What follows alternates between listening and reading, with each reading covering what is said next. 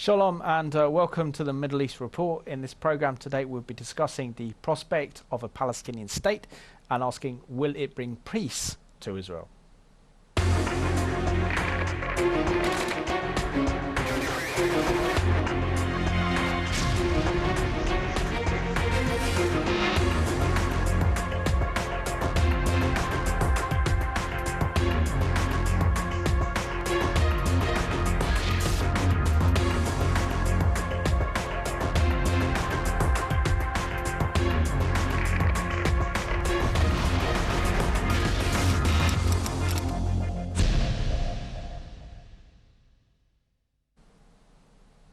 Warm welcome to the program, and my special guest today is Peter Baum, who is co-founder of South End Friends of Israel, as well as being involved with fair reporting and a local representative for the Board of Deputies. So warm welcome to the program. Thank you very much, Simon. Peter, I just want to thank you for getting in touch with me, and it's good to have someone of your expertise and knowledge on the program. But can you share where your passion for Israel and Zionism really stem from?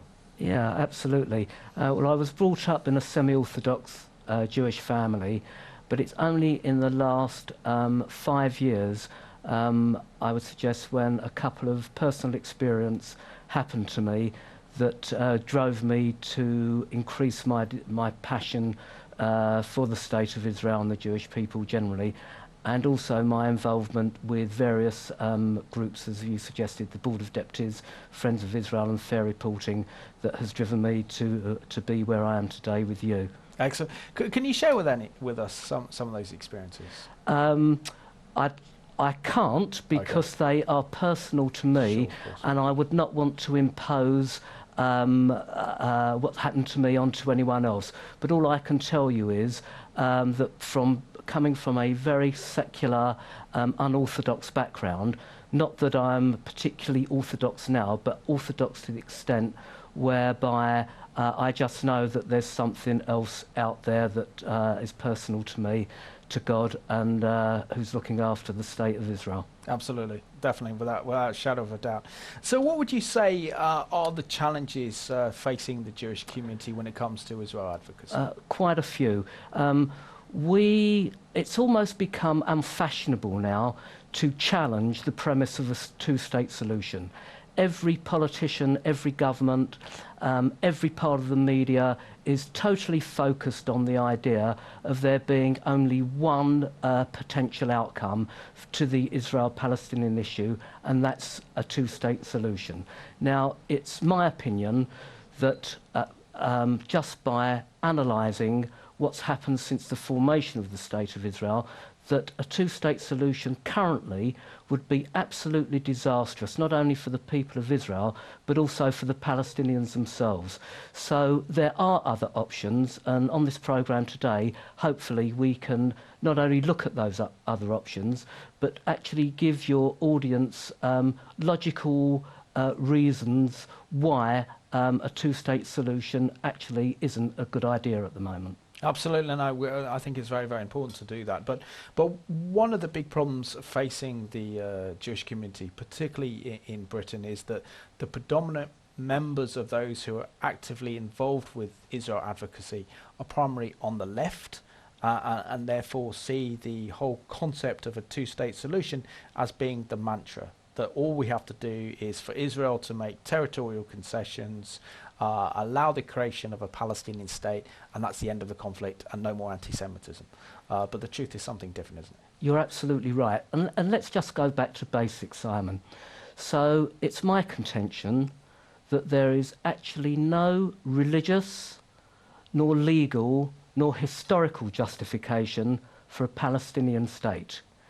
If I'm right, and I can back up those summations with facts, if I am right, then leading on from that is simply this, that there's no moral nor economic nor political justification for a Palestinian state. So if we can take each of those three separate issues first, the religious justification for a Palestinian state.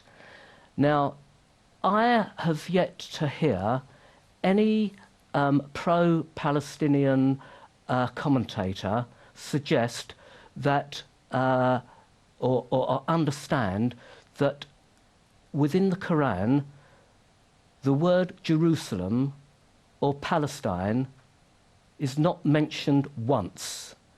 It would be an absurdity if you wrote a book about your 3 favourite travel destinations to leave out the third one.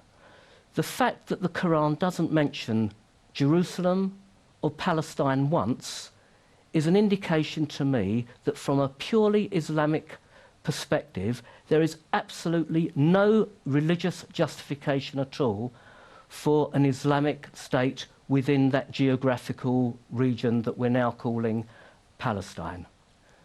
More importantly, the Islamic commentators and the pro-Palestinian commentators seem to justify a very tenuous link between the Prophet Muhammad and Jerusalem. And that link in an historic timeline just doesn't hold up. Let me elaborate on that for a second. Muhammad died in 632 AD. At that time, there was no Islamic presence in the area we now call Jerusalem. The Byzantiums ruled the area. And the link is the ascension, the link that the Muslims make is the ascension of the Prophet Muhammad to heaven via a certain area where the Dome of the Rock is. And also the fact that within the Quran, Muhammad rose from the farthest mosque. Now, as there were no mosques built in the area at the time of Muhammad's death, and in fact the farthest rock was not built until 715 AD, the connection becomes so tenuous that it almost amounts to being unbelievable. So from a purely religious perspective, I would like people to challenge the idea that there is a link between Islam and Jerusalem. There isn't. And no Islamic scholar that I know, and I've been in touch with many, actually can justify the link between Muhammad and Jerusalem, let alone the Islamic religion and Jerusalem. So from a purely religious perspective, it's up to people like us to get the story out there that the linkage is just not there, and more importantly, to get people of the Muslim faith, young people of the Muslim faith, educated in our society, to start challenging their commentators, their imams, their teachers, their parents, as to say, you know what, there's no mention of Jerusalem or Palestine within the Quran. How do we make the case that it's so important to us from a religious perspective? So that's the first reason that we can put aside. Before we go on to the second one, Peter, can I just want to get your views on this issue, which I think is very much connected to this. And this is the fact that many Muslims consider the land of Israel to be waqf land. In other words, territory that was once conquered by Islam is always Islamic. And this is what we see with Spain and France, with many Islamic extremists claiming that actually Spain belongs to the Muslims, and so does France, because it was once held by conquering Muslim armies. Well, there are so many surahs within the Quran that would be contradictory of that. In fact, one of the surahs would actually state that the land is not Islamic as long as those inhabiting the land pay a tax to members of the Islam faith. They can continue to worship, and they can continue to hold and possess the land. So the contradictions within the Quran itself are so vast that if you just take that one chapter that states that, then you would be absolutely right. But there are about a dozen others that actually contradict that. In fact, there are about 7 or 8 surahs within the Quran that actually identify the land that we know as being the state of Israel as it currently is, and a wider geographical area as being totally the land of the Jewish people. In fact, the mention of children of Israel and Israel itself within the Quran are something, I think, over 15 times. And yet I revert back to my previous statement, my original statement, that there's absolutely no mention of Jerusalem nor Palestine. So my opinion is that a Muslim who truly believes in the Quran would be supportive of the children of Israel being in possession for time immemorial until God says otherwise of the land that we know as the state of Israel. And there are a few that think that, thankfully. And sorry, the next issue, the other case regarding the illegitimacy of a Palestinian state. Yes, this is interesting, and I hope your viewers will bear with me, because although I'm not a lawyer by nature, by trade, I have studied the legalities of the Israel-Palestine situation, and it's simply this. The Magna Carta for the legality of the State of Israel within its current borders, and indeed expanded borders to take into account Judea and Samaria, currently called the West Bank, is absolutely sound and stands up to this day in the legal process. The Magna Carta for the foundation of the State of Israel is simply the Balfour Declaration, which was written into the mandate for Palestine as agreed by the League of Nations in 1920.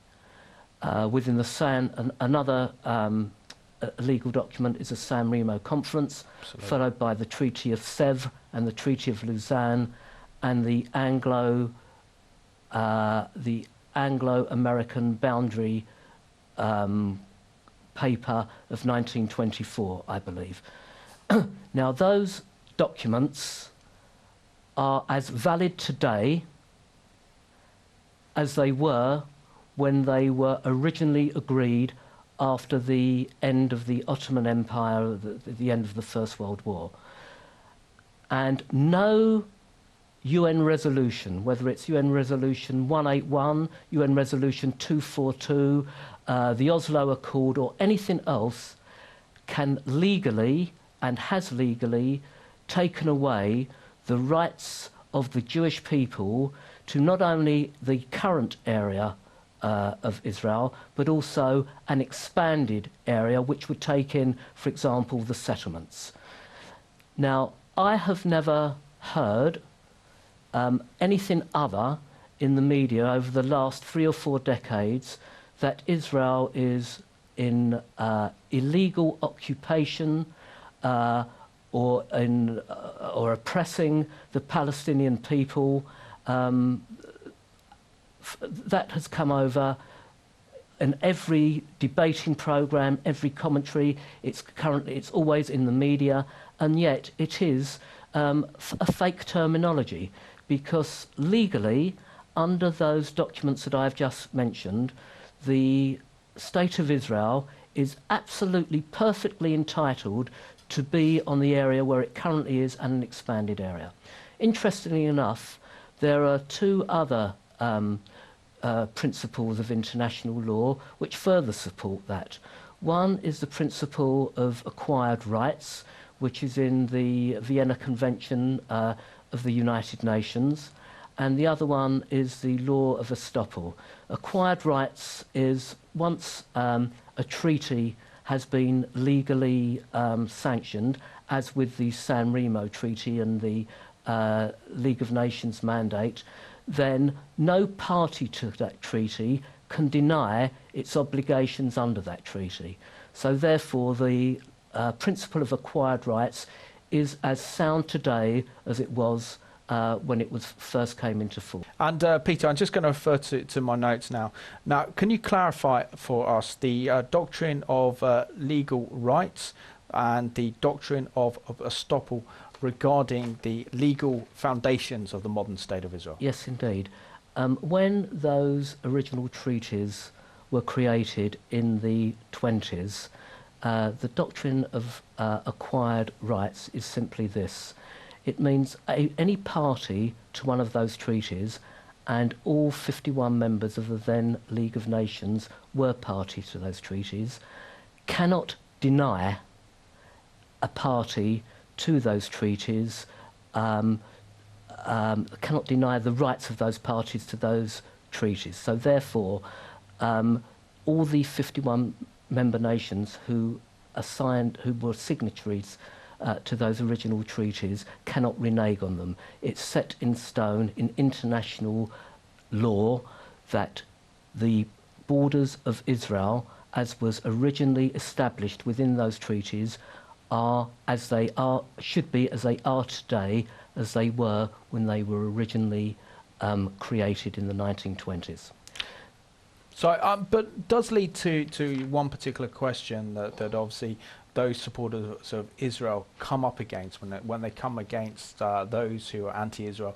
And it seems to me that Western governments in particular fail to look beyond to any legal treaties that predate the League of Nations, predate the United Nations. So any documents that are, or treaties that have been enforced and backed up by the League of Nations, they see it as obsolete and don't look back to any treaties that go back further than the end of World War II and the foundation of the United Nations. That's true, and they may not. But if we're talking about a purely a legal argument, then they should be looking back at the League of Nations, because when the United Nations was actually founded in 1947, or I'm not sure of the exact date, but around about 47, the United Nations were actually legally obliged to carry forward all previous treaties as ratified and sanctioned by the former League of Nations. So you're absolutely right. In current commentary, in current debate, I have never ever heard mention, for example, the San Remo Treaty, or the Treaty of Sèvres, or the Treaty of Lausanne. And these are all legal documents that are very much the Magna Carta of the original foundation and the borders of the Jewish state. And when it comes down to the concept of a Palestinian state, we know that that's really developed out of the Oslo Accords, the agreement signed by the then Israeli Prime Minister Yitzhak Rabin and Yasser Arafat of the PLO. Now, wouldn't many argue, particularly those that because Israel's entered into that peace negotiations and because there is a legal and political framework to the Oslo Accords, that this is now that the Israeli government has recognised the PLO as being the sole representatives of the Palestinian people, this is what set the whole motion of a Palestinian state into being. You're right. And the debate has morphed into that. But if we're talking purely from a legal perspective, the Oslo Accords, as with UN Resolutions 181 or 242, are not legally binding. They are not. So you're right that the debate has changed into that, but when we first started this discussion, I was talking about whether there was a religious justification, and now we're on to a legal justification, and it can be argued for the sake of the audience and those pro-Israel people who don't know how to challenge comments that you've just made, that purely from a legal framework, there is absolutely no justification for the creation of a Palestinian state. Excellent. And also, what about the dangers of a proposed Palestinian state? If we consider what's been happening in the society that we term Palestinian, wrongly in my opinion, but we can talk about that later. For the last 3 decades, Palestinian children have been inundated through the Palestinian education system with nothing but what is pure anti-Semitism. They have been inundated that the Jews are their enemy, that Islam won't rest until Zionists and Jews are wiped from the world. The Hamas Charter is probably the nearest thing to a Nazi-type ideological charter that this world has witnessed since the days of the Nazis themselves. In fact, within the Hamas Charter, it even makes reference to the protocols of the Elders of Zion. Strangely enough, although Jews are at the top of the Charter for extermination, within the chapters of the Charter, it makes reference to non-believers, i.e. anyone other than the Islamic faith, who will be allowed to live provided they are subservient to the Hamas type of Islamization that the Palestinian children are currently subject to. So with that in mind, it would take, if everyone changed their behaviour from now, it would take a generation before even the potential idea of two states living side by side with one another would come into being. Absolutely. No, very much concur with you on that one. So let's have a look at this report. It's an interesting report saying, why is there not a Palestinian state yet? In May of 2015, the Vatican officially recognized the State of Palestine. They joined at least 135 UN members who also acknowledge Palestine's independence. However, a number of countries, Israel and the US in particular, have failed to recognize the legitimacy of an independent Palestinian state with its 4 million inhabitants. So what's the deal? Why isn't Palestine a state? Among other important political and ideological factors, it really comes down to a lack of definite borders and competing Palestinian governments. It is important to note that this is a particularly controversial issue and we'll do our best to stay neutral. The easiest place to start is with the Ottoman Empire, which ruled over what is now Israel and Palestine since the early 16th century. But following the end of World War I, the Ottoman Empire was dissolved and the British received the now disputed land. Although there were many Arabs living in the area, the British were committed to establishing a Jewish state.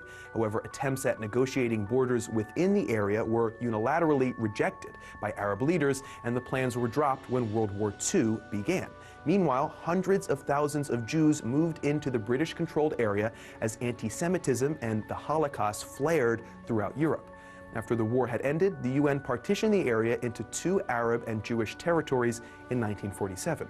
Jewish leaders agreed to the deal, but surrounding Arab leaders again rejected the proposal and responded by declaring war. The Jews won that war, and on May 14th, 1948, Jewish leaders announced that they were establishing the State of Israel on the land they now controlled. They were immediately recognized by the United States, the USSR, and dozens of other countries. Meanwhile, Jordan and Egypt laid claim to the non-Jewish areas left over and incorporated the existing Arabs as Jordanian and Egyptian citizens. For the next decade, tensions rose in the area. In 1967, after a number of small border battles, Egypt kicked out UN peacekeepers and blocked Israel's access to the Red Sea. In response, Israel began the Six-Day War. The relatively powerful Israeli military ended up winning the war, claiming the West Bank, Gaza Strip, Sinai Peninsula, and Golan Heights from Jordan, Egypt, and Syria. Since then, the question of whose land is whose has centered on these captured territories versus the borders proposed by the UN in 1947. Following peace talks throughout the 90s and mid-2000s, Israel ceded control of several areas to a limited self-government, the Palestinian Authority. Israel also withdrew their military and Jewish settlers in the region. Things seem to be headed toward a peaceful resolution and possibly even the establishment of an official Palestinian state. But in 2006, Palestinian residents voted Hamas, an organization widely considered a terrorist group, into their parliament, and peace talks collapsed. The new Palestinian government clashed heavily with the old one, and the two split, with the Palestinian Authority governing the West Bank and Hamas governing the Gaza Strip. The ongoing instability between what Israel, Palestine, their populations, their governments, and the surrounding Arab states all want has made it nearly impossible to agree on borders or leadership. Still, in 2012, Palestine was granted non-member observer status by the UN, essentially recognizing the de facto status of the State of Palestine. With more and more countries coming out to support Palestinian statehood, it seems like the only thing left is for Israel and Palestine to come to some sort of lasting agreement. However, disputes about water rights, occupation of land, freedom of movement, and mutual security suggest that reconciliation is unlikely to happen in the near future.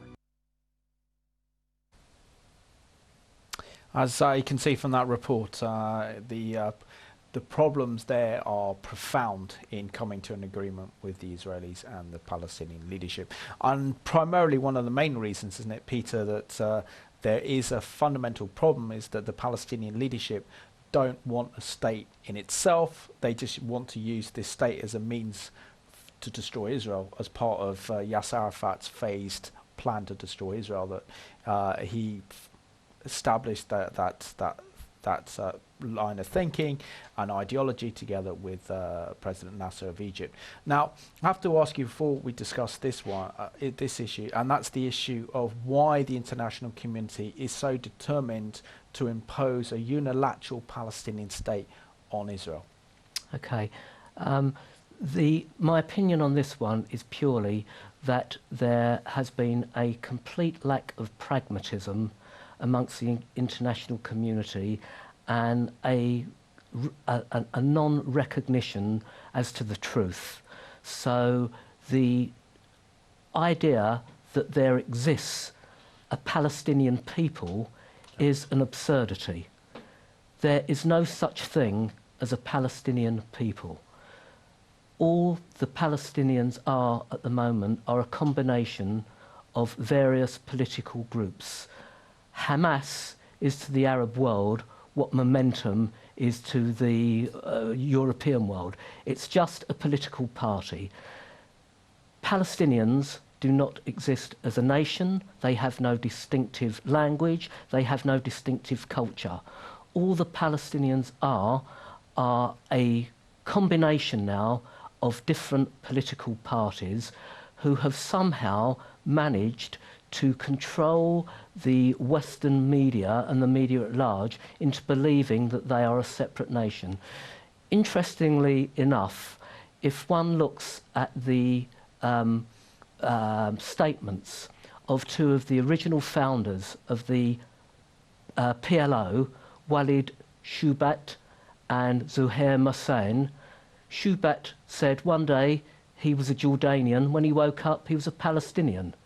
Zuhair Hussein said in an interview with De Truva newspaper, a Dutch newspaper in 1977, there is no such thing as Palestinians or Palestine. We use this only as a political means in order to achieve our agenda, which is the extermination of the State of Israel and the Jewish people. Various other Arab commentators during the Peel Commission in 1937, during the United Nations in 1957, actually said there's no such thing as Palestine. King Hussein of Jordan said Jordan is Palestine, Palestine is Jordan. Absolutely. So the idea that there is a distinct separate Palestinian people is a falsehood, and it's up to supporters of Israel to get that story across in a way in the next 2 or 3 decades that we've actually lost, and whereby the anti-Israel, anti-Zionist, anti-Semitic groupings of people have managed to get that message across so successfully. So I believe that the so-called Palestinians belong within Jordan and within Egypt. Certainly not a separate state, which would be a disaster for the peoples in the region generally. Absolutely. So I just want to pick your point on that one, because, you know, this is what I think supporters of Israel need to be able to argue, and to argue this effectively by just simple questions like, namely the first Palestinian president, what was the name of the Palestinian currency, what was their first national stamp, because there has never been an Arab Palestinian state. Which goes on to say, why did the PLO, for example, decide to invent something we now know as Palestinian nationalism when the Jews were called the first Palestines because of the British mandate? How ironic that it's Palestine, which is more, the word Palestine is more associated with Jewish people than it is with Arab Muslims of the region. And you're totally right. The Palestine Symphony Orchestra was a Jewish orchestra. The Anglo-Palestine Bank turned into be Bank Leumi, I believe, a Jewish bank. And the stamps of the region of which had Palestine on it had Eretz Yisrael and Jewish symbols and emblems on it as well. This was the most incredible propaganda trick played on the public, not only in the United Kingdom but in the liberal media in the Western world, have actually convinced themselves that somehow the Palestinians are worthy of the status of a separate nation, a separate culture, and a separate state. It is something that I hope people like myself will be challenging, and when your audience see this, hopefully they will have the confidence to start challenging some of the things that we're promoting today. So do you believe that the Palestinian leadership generally want to have an independent Palestinian state to improve the welfare of their own people? Or is this part of a plan that dates back to the 1960s, in which is called the Phase Plan, in which they want to take territory by territory until they see the destruction of the State of Israel? Yes, I'm of the belief that if we look at what Hamas are doing in Gaza, and if there were let's face it, Hamas are in legal, military, political and economic control of the Gaza Strip. If there were elections on the West Bank, it would probably end up being 50-50 Fatah and Hamas. So for all intents and purposes, the Nazi ideology of Hamas would win the election. And Hamas may say now that they want land for peace, but their ultimate objective is simply the destruction of the Jewish people in the State of Israel and the Islamization of that particular geographical area. So until the Hamas ideology ceases to exist, then the very concept of land for peace and a two-state solution would be disastrous for the State of Israel. So let's have a look at some of Israel's security concerns, particularly with the fear that a Hamas-led Palestinian government would just be another jihadi state in the Middle East.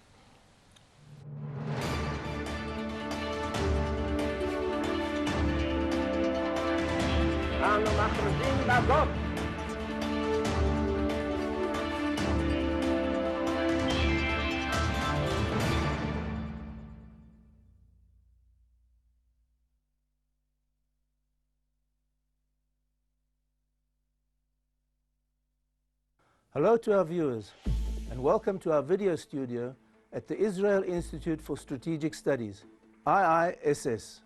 For over 2 decades, the notion of two states for two people has been the dominant paradigm that has monopolized the discourse on the Arab-Israeli conflict in general and the Israeli-Palestinian one in particular. Our institute, IISS, has long been in the forefront in opposing this idea and has worked resolutely to expose the existential dangers this policy proposal entails for Israel.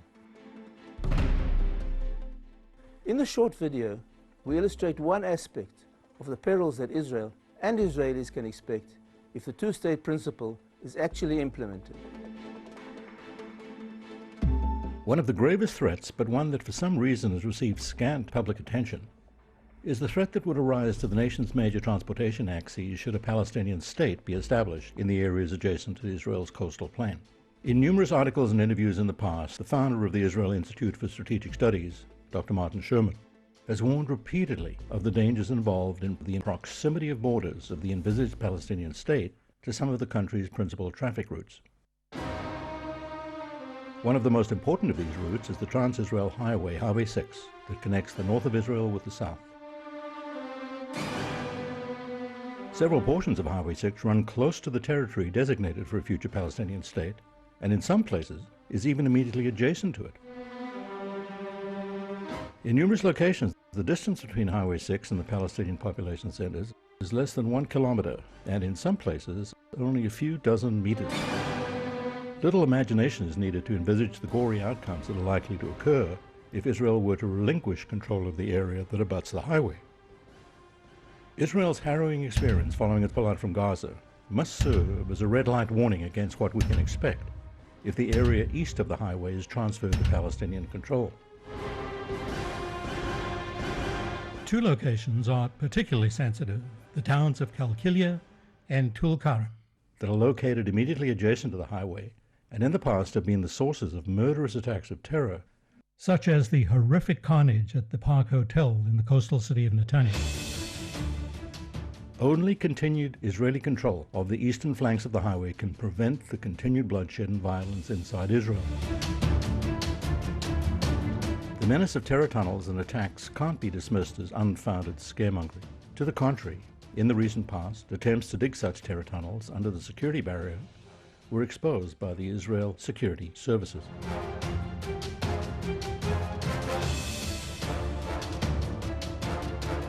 The intensive agricultural and commercial activity in the vicinity of the wall provide ample cover, concealment and camouflage for the excavation of terror tunnels and for setting up firing positions close to the busy highway. It's not difficult to envisage the ease with which it would be able to lay deadly ambushes along the course of the highway, or to envisage the huge economic damage that would be caused by the constant threat of disruption of traffic on the major artery connecting the north and the south of the country. מדינה פלסטינית לא תקום ביהודה ושומרון, לא נקים מדינת טרור על כביש 6. In conclusion, some words of warning from Professor Amnon Rubinstein, Israel Prize Laureate and former Knesset member and Minister of Education for the far-left Meretz faction. Israel, small and exposed, will neither be able to exist nor to prosper if its urban centers, its vulnerable airport, and its roads are shelled. This is the terrible danger involved in the establishment of a third independent sovereign state between us and the Jordan River.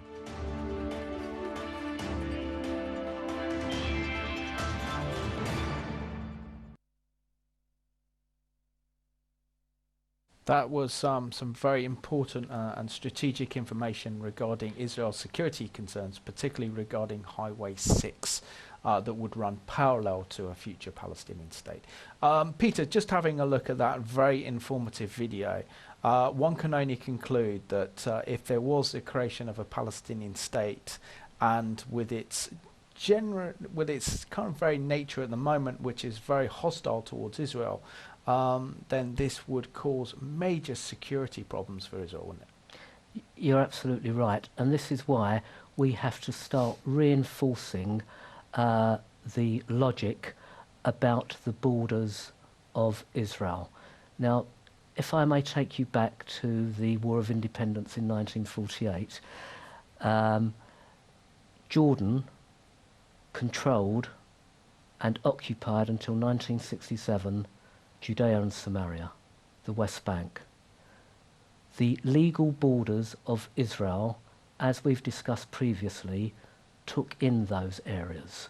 So if the Palestinians wanted an independent state, they should have been fighting Jordan between 1948 and 1967. But of course, the creation of the term Palestinian and the ideology didn't come into being until the mid-60s. In the War of 67, Israel only conquered what was rightfully theirs. So the idea of a two-state solution, part of it being on the West Bank, Judea and Samaria, must be continuously challenged and opposed by Israel's friends continuously. That has not happened in the last few decades, and I think with the Trump administration, we have our best opportunity to start promoting those ideas. As I see it, the Palestinians' worst enemies at the moment, Palestinians have more to fear currently from the behaviour of Arab states. If we look at what's been happening in Yemen, in Iraq, in Syria, the Hezbollah virtual takeover in Lebanon, we will see that the Arab world, the Islamic world, is in turmoil. And previously, the Palestinians were able to rely totally on the support of those Arab nations, not necessarily because those Arab nations supported the Palestinian cause, but because it took the media attention away from what was going on in the Arab world. That cannot be the case now. And if we look at the current behaviour of Egypt and Jordan, they are friendlier towards Israel's security than they are towards Palestinian security.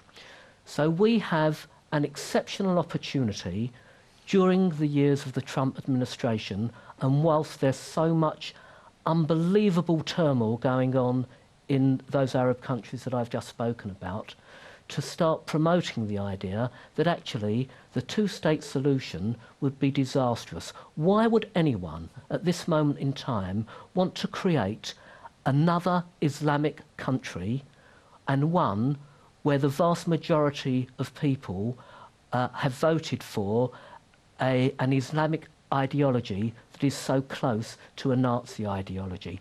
It makes no sense at all. So if we can start getting the message across that there may be a Palestinian state at some stage, but at this moment, with what's going on in the world at the moment, it would be absurd to even promote the idea. Absolutely.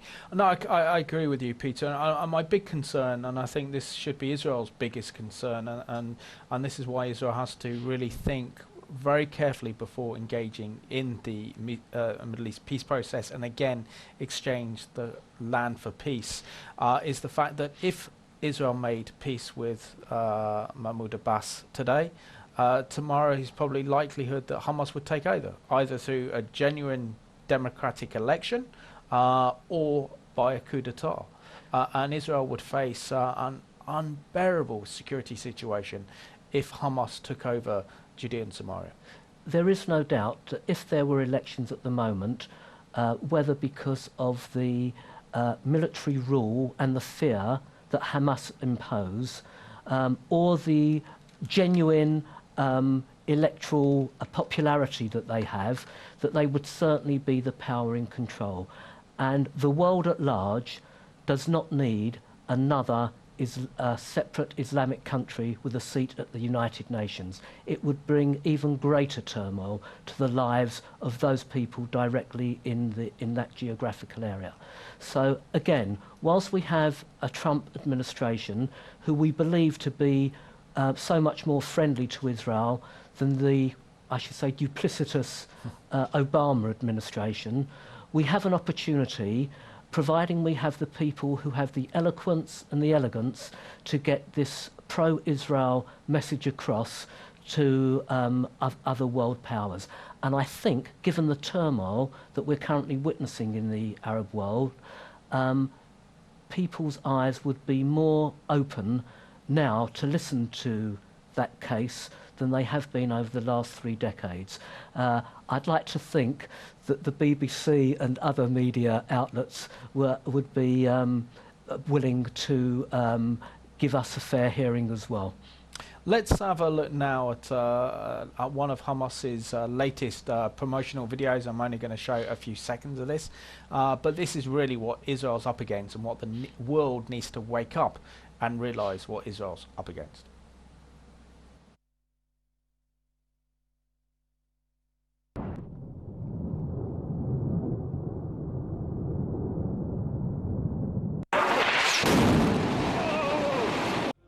اضرب هلاهيل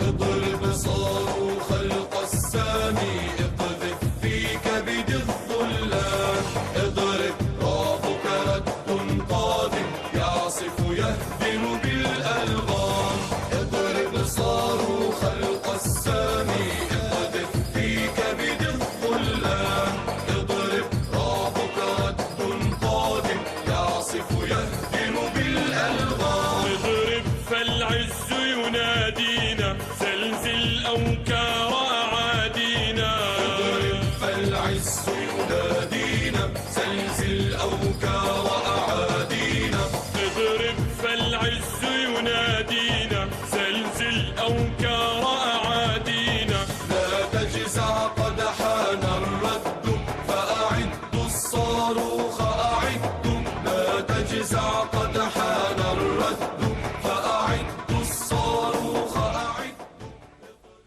Now, it's obvious to all of us, isn't it, that they're not preparing for peace, they're preparing for war. And that's something that our world leaders need to get to grips with, isn't it, Peter? The fact that here is Islamist State in its own right, which is Gaza, run by the extreme, dangerous Hamas, who are linked to the Muslim Brotherhood, who you mentioned earlier in the program. Their covenant charter called for the destruction of the State of Israel and for the destruction of the Jewish people worldwide, and we haven't seen a document like that since Mein Kampf. How do we inform our political representatives of the real danger posed by Hamas to not only Israel but the entire region? Okay, there are things that the viewing audience can do to get involved to assist our cause. The first thing I would suggest would be to join the Israel-Britain Alliance. You can find their website online, and it's a magnificent organisation. It's very user-friendly, and if you're signed up to it, you can get involved in some of those campaigns. Those campaigns will go directly to our members of Parliament. That's the first thing. The second thing we can do is to start challenging, whether it's round the dinner party debates or our Muslim friends, to start challenging some of the lies and the fake news that have been promoted over the last 30 years. So to start challenging what's in the Quran. Why isn't, if Jerusalem and Israel are so important to people of the Islamic faith, why isn't it in the Quran and mentioned? And we should start challenging the teachers, the Muslim MPs, the imams of this world, not in a confrontational way, but in a reasonable debating way. The second thing we can do is get involved politically. We can join various Friends of Israel groups countrywide. I'm sure that wherever you live, there is a Friends of Israel group within no more than a 10 or 15 mile radius of where you are. And by joining these groups and having debates and joining the meetings, we can get involved in pro-Israel activity. And the third thing I would suggest is to be on at certainly your council representatives and your universities. The one thing that is very worrying to someone like myself are the various councils, certainly within United Kingdom, who are promoting the pro-Palestinian cause, and their ignorance is paralleled only by their bigotry. And it's up to people with a fair-minded view of the situation to start challenging councils and universities where they see such propaganda take hold. We've got to be very supportive of our students. There are the Board of Deputies, UK Lawyers for Israel, amongst other groups, and the Israel-Britain Alliance are being very supportive of our students who have over the last 2 or 3 years, especially with Israel Apartheid Week, etc., have been having a torrid time. So we must be supportive of them, and via those 3 groups, I think we can be. Excellent. And Israel-Britain Alliance and its executive director Michael McCann are regular guests on this program. So we're down to the last 2 minutes of the program. So my last question to you, really, Peter, is what an incredible role the brave and courageous young men and women who serve in the IDF in defending the State of Israel. What do you think about the IDF and the role they're playing in fighting terrorism and protecting Israel's borders? Well, frankly, Simon, words are inadequate to express the pride, the passion that all of us have with those young men and women who are on the front line every day of the week. May God watch over them. Excellent. And Peter, I want to thank you so much for being my guest on today's Middle East Report. Thank you indeed. And I just want to thank you for watching today's program. We've seen through this program today that the legal framework for a Palestinian state doesn't exist. There has never been a Palestinian nation or a Palestinian people. And also we have to understand the true nature of the Palestinian leadership in wanting to destroy Israel rather than wanting to live side by side in peace with the Jewish state. So we leave you with this song, which is in tribute to the incredible courage shown by those young men and women who are defending the State of Israel today. Raise my hands to God, to our Father, and pray that He will bring our soldiers back. Victorious against the evil cowards, with smile on their young and childish face. Amongst those guys there is my favorite soldier, and he will always be my little boy. With rifle in one hand, in the other he's fighting to defend our motherland. You fight on, my son, and simply give me promise that you'll return to me as always in one piece. Don't show your back to enemy and face fear. Remember how in childhood I taught you this.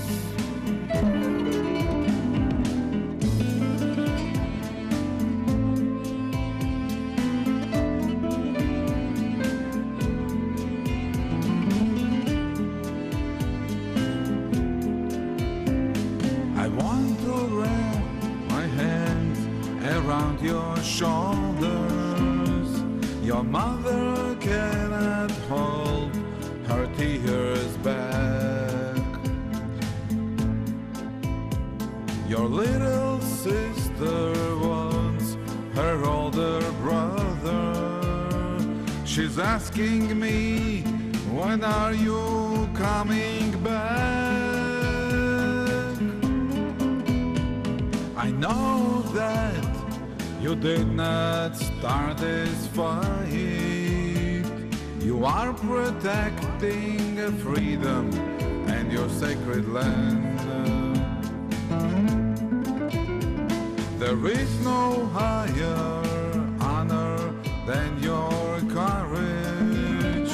I'm begging you, so please come home safe. You fight on, my son, and simply give me promise that you'll return to me as always in one piece. Don't show your back to enemy and face fear. Remember how in childhood I taught you this.